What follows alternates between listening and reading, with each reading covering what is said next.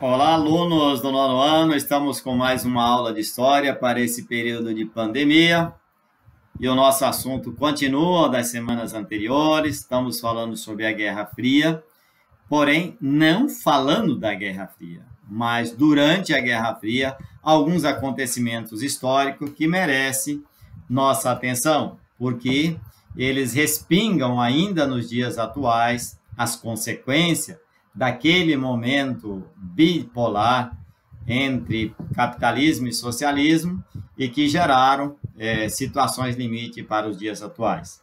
Nós vamos falar sobre a Revolução Socialista na China, em 1949, e vamos falar sobre a Guerra das Coreias, a partir de 1950 até 1953. Iniciando, então, pela Revolução Socialista Chinesa. Os Estados Unidos e a União Soviética, assim que terminou a Segunda Guerra, nós já falamos, criaram mundos à parte, querendo valorizar ou fazendo propaganda do seu regime, do seu sistema produtivo, ou seja, capitalismo por parte dos Estados Unidos e socialismo, comunismo por parte da União das Repúblicas Socialistas Soviéticas. A partir de 1911, a China tinha acabado com o Império, o famoso Império Chinês, e tinha instaurado a República, a coisa pública, e que de pública mesmo não tinha muita coisa, mas tinha interesses escusos entre os seus governantes. Com o fim da Segunda Guerra Mundial, um cidadão chamado Mao Tse-tung resolveu liderar os trabalhadores do campo em direção à cidade para propor o que os revolucionários dos bolcheviques e mencheviques tinham feito da cidade de Stalingrado, de Moscou, para o campo. Eles fizeram exatamente o contrário. Eles inverteram o processo de socialismo e de comunismo praticado na Rússia. Mas o detalhe, eles não contaram com o apoio da Rússia. Eles fizeram por conta própria.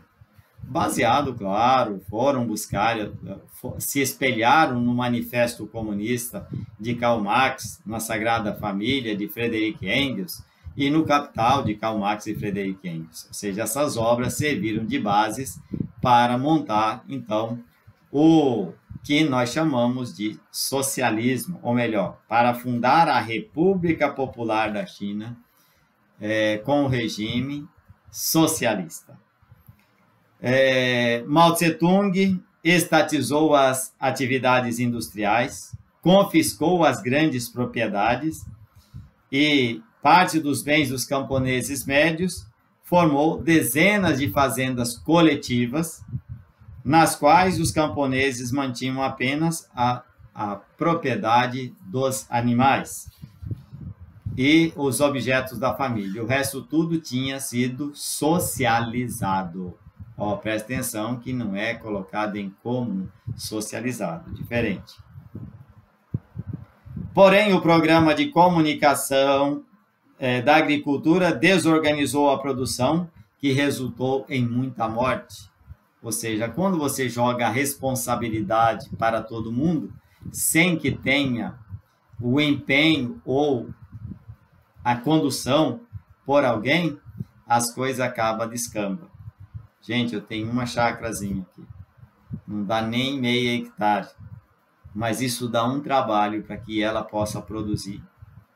Porque, do contrário, não adianta você jogar a sua semente. Se você não molha, se você não cuida, se você não colhe na hora certa. Eu tenho vários pés de manga aqui. Eu gosto muito de manga.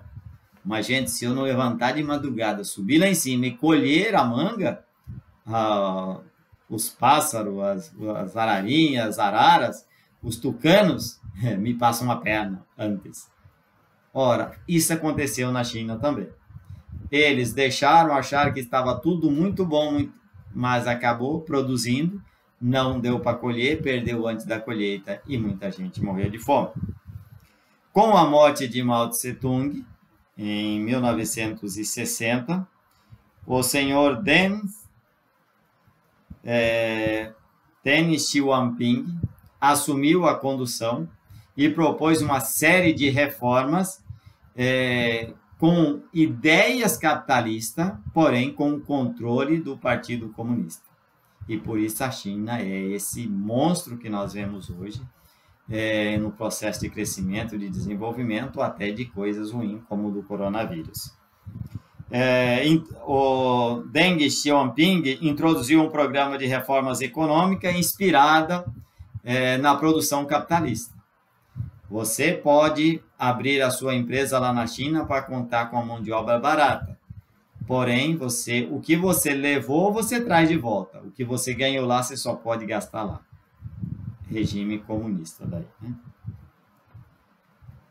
A China passou a incentivar a instalação de multinacionais em seu território e, em contrapartida, o Estado manteve-se o controle do salário, dos sindicatos, dos preços e do valor da moeda, que continua ainda hoje.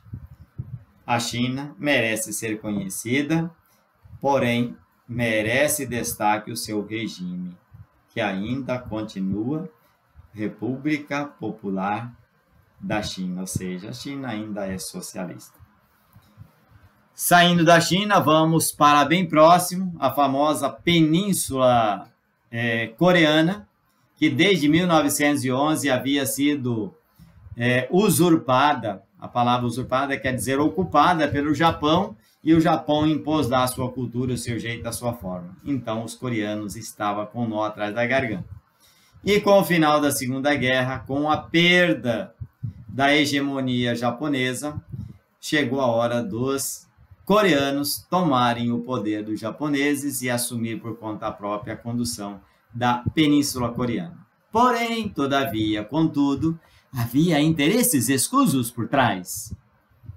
A Rússia interessava pela parte norte e os Estados Unidos interessavam pela parte sul. No que deu? Numa guerra civil, que o norte contou com o apoio da União das Repúblicas Socialistas Soviéticas e dos chineses, e a parte sul contou com a ajuda dos Estados Unidos. Essa guerra só terminou em 1953, quando foi assinado o armistício. Isso é o momento em que para-se os tiros, para a guerra, para dar tempo a uma trégua para a paz. E aí nasceu a Coreia do Sul e a Coreia do Norte. Essa divisão colocou uma série de famílias em situações tremendas, porque elas foram divididas por causa do tal Paralelo 46. Quem estava abaixo pertencia à Coreia do Sul e quem estava acima à Coreia do Norte. O problema é que dividiu famílias e eles não puderam encontrar. Somente anos depois puderam rever, e assim mesmo uns encontros bastante amistosos, né?